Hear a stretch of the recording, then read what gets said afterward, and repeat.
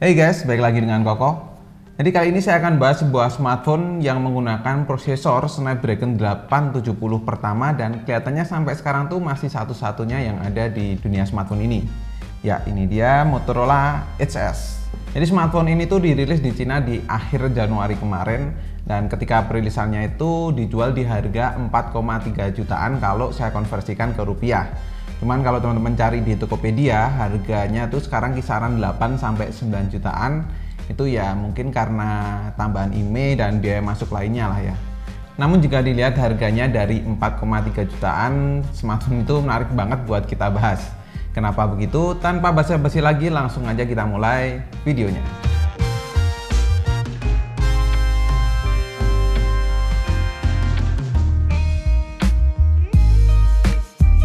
Sebelum masuk ke pembahasannya, kita mulai dulu dari unboxingnya sebentar ya. Jadi karena sudah diakuisisi oleh Lenovo, walaupun dus bagian depan memang ada logo Motorola-nya, tapi di bagian samping tuh tetap ada logo Lenovo-nya. Dan karena ini handphone dari Cina, maka di bagian belakang dus terdapat beberapa tulisan Cina yang saya nggak bisa baca nih. Oke, langsung di dalam paket pembeliannya. Teman-teman bakal dapat smartphone-nya tentu saja, terus ada softcase bening yang lentur, ada beberapa buku manual, terus di bawahnya ada adapter charger dengan output maksimal 20 watt dan kabel data berwarna USB Type-C dan terakhir sebuah pin ejector SIM card. Lanjut ke hands-on, pertama kali saya pegang Motorola Edge S ini berasa lebih compact karena bodinya itu ramping dan panjang gini.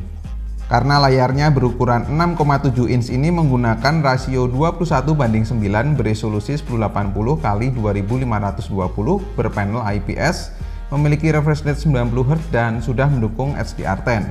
Sungguh resolusi yang nggak umum, jadi kalau buat nonton video serasa pakai layar yang lebih lebar, dan kalau dipakai buat main game ada sedikit layar yang kepotong nih. Buat baca berita gini juga enak banget, tinggal scroll-scroll ke bawah, dan karena punya refresh rate 90 Hz jadinya smooth abis scrollnya. Meskipun layarnya juga cuman IPS, tapi masih nyaman dipakai buat daily kok Motorola Edge S ini.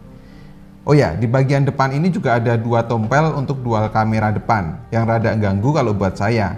Balik lagi ke casing belakang, finishingnya bukan glossy ya, tapi glass yang dilapisin matte. Jadi masih bisa meninggalkan bekas sidik jari, tapi minim banget. Warna biru dengan pendaran beberapa warna ini akan berubah jika diarahkan di sudut yang berbeda.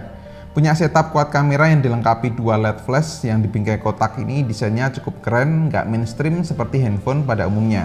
Apalagi logo Motorola yang menyatu dengan casing belakang ini nggak terlihat norak sama sekali. Di bagian bodi ini minusnya cuma satu, yaitu bodinya yang rada tebel aja buat handphone dengan baterai berkapasitas 5000 mAh.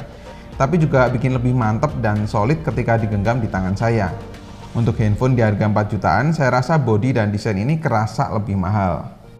Masuk ke performa, ini menjadi bagian yang menarik perhatian saya karena chipset yang ditanam sungguh-sungguh baru, yaitu Qualcomm Snapdragon 870 octa-core up to 3,2 GHz yang dipadu dengan GPU Adreno 650 serta RAM 8GB dan ROM-nya tuh 128GB untuk unit yang saya beli ini.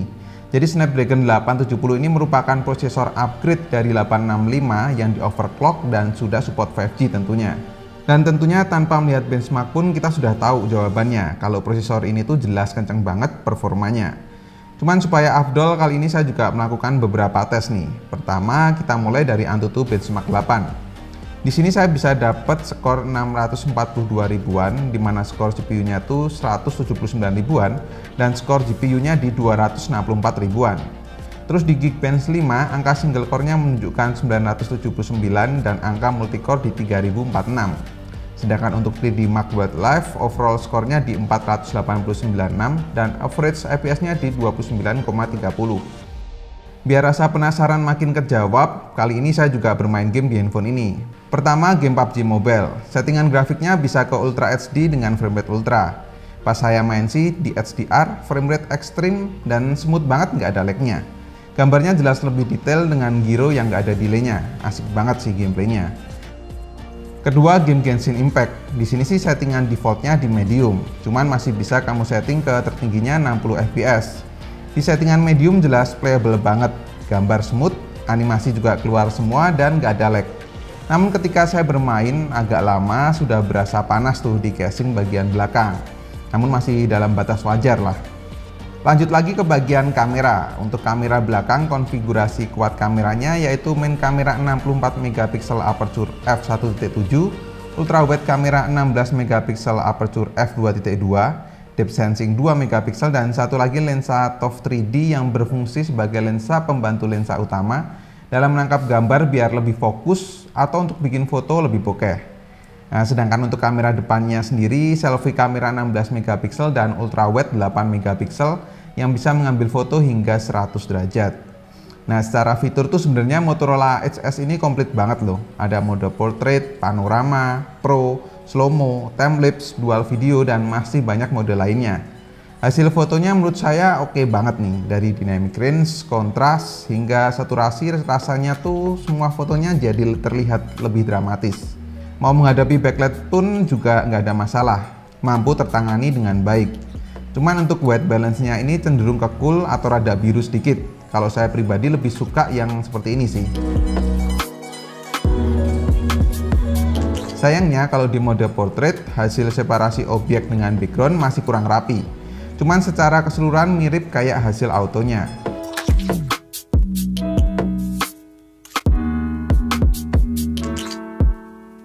Sedangkan di mode ultrawide detailnya memang rada berkurang, cuman hasilnya minim banget distorsinya.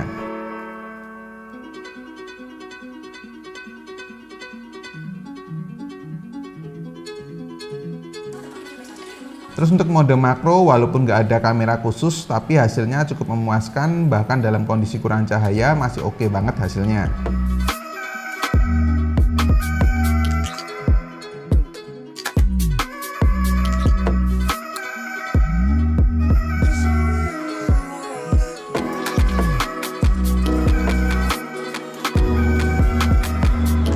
Nah, kalau di hasil foto tadi secara overall bisa dikatakan bagus banget, cuman untuk hasil video menurut saya kurang begitu bagus.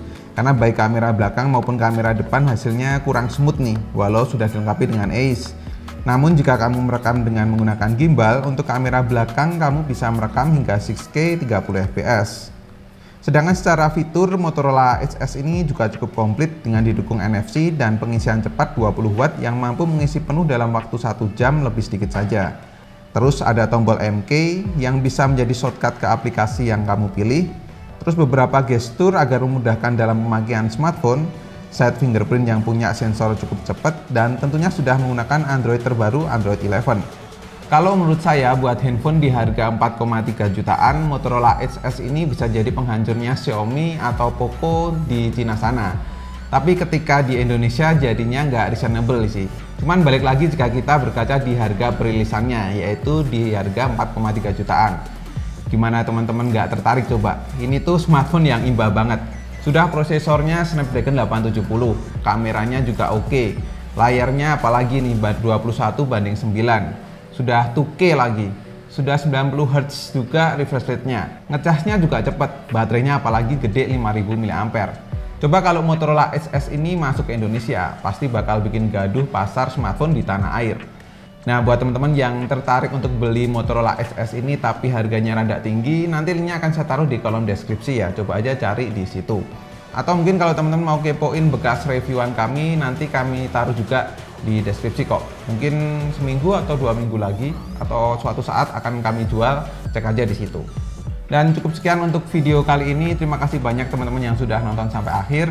Koko undur diri dan kita ketemu lagi di video selanjutnya.